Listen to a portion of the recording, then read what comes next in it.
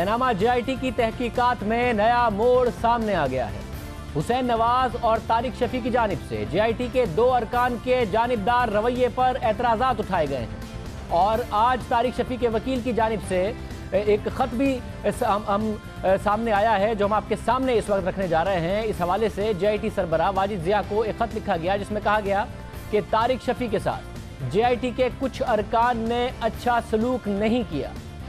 इसके बावजूद कि तारिक शफी को जिन्हें 12 मई को पहला समन मिला था और वो उस वक्त सऊदी अरब में थे जहां वो अपना क़याम मुख्तसर करते हुए मुल्क वापस आए और JIT के सामने 16 और 17 मई को पेश हुए, मगर 16 मई को एक और समन दिया गया जिसमें यह तासुर देने की कोशिश की गई कि तारिक शफी तैयारी के बगैर आए, दस्तावेज़ात भी नहीं लाए और वक्त पर पेश भी नहीं हुए। इसके बावजूद जो JIT मांग रही थी वो पहले ही से अदालती कार्रवाई का हिस्सा है और पेश किए जा चुके हैं जितने भी डॉक्यूमेंट्स मांगे गए थे। खत में कहा गया है कि तारिक शफी को JIT का एक रुकन हिरासां और खौफजदा करने की कोशिश करता रहा। एक रुकन ने धमकी आमेज लहजे में यहाँ तक कहा कि सुप्रीम कोर्ट को दिए गए हल्फनामे को वापस ले लो, अगर वापस ना लिया